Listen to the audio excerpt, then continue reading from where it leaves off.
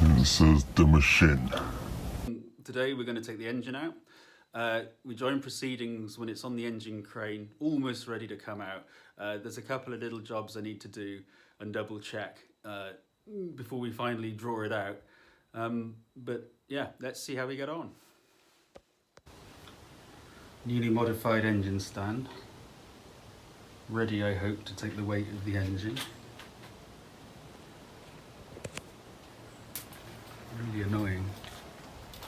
My engine stand is too short for this car, and so I don't know if it's going to work. The balancer is well unbalanced. We shall have to see. I've got all the bolts undone. I've done all 40 steps in the workshop manual. I think it's a case of wiggling it now and seeing what happens. Now I've got the bonnet off, that looks a bit nasty. The flap or something for the fuel inlet. I need a new one of those. Anyway, let's see how we go. I've got the cover off, the flywheel cover. Came off pretty easily. There's some marking paint on that, but interestingly one of the bolts has come loose, and I found that in the bottom of the flywheel housing. I don't think it made any difference to turning it over, it still seems to jam. Anyway, next job is to get that undone in preparation for taking the engine out.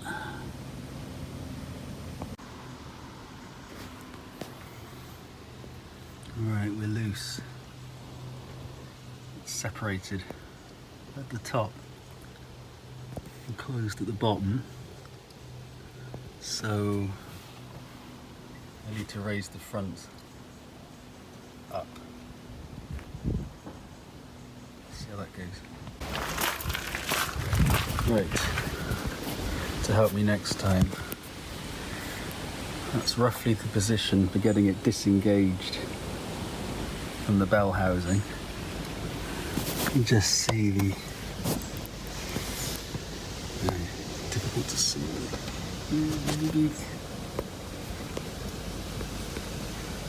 The flywheel is just in there, and now it's caught on the engine mounts, which are a bugger because you have to take out the steering rack maybe, but I think if I alter now the angle, we will just come straight out at an angle, then we should be good. One thing I don't want to do is damage the flywheel on the bell housing, so I've undone the flex plate. That seemed to be the trick, and now I've just got to make sure that I get it out, and the trick to that is an angle, I think.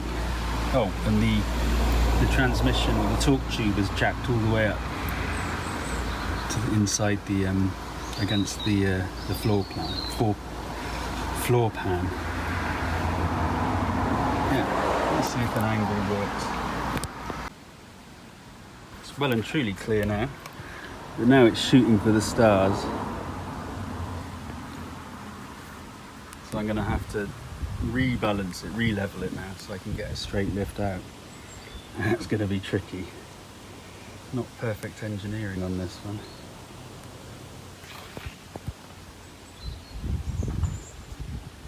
But yeah, I'll give it a quick fix and then we'll get on with it. Yeah.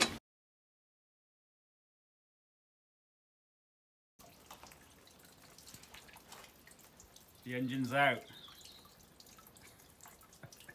Thanks, Greg. God, it's enormous. And scary. I wanted to capture for the future the things I learned. The first thing,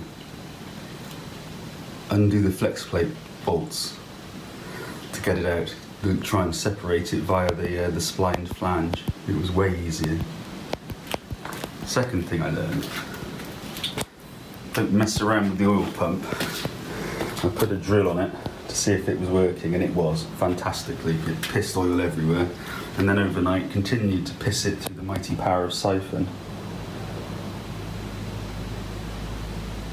So don't do that, because that's an enormous mess, and it creeps outside the garage, which I haven't dared look at yet. The other thing is it's really heavy. Really heavy. That is bending, deflecting, I don't know if you can see, 5mm plate on my homemade engine stand, which I've had to bulk up. So I think there's some more work to be done on that to make it suitable for this day to day. But it's out, it's suspended, it's accessible, and now we can dig deeper to see what shit is happening inside it. So the engine's out, really satisfying. Didn't take as long as I thought, and wasn't nearly as complicated or scary as I first thought. I had to take the engine crane to its limits, but it survived, and it's on the stand, and the stand is surviving, even though it's bending a little bit.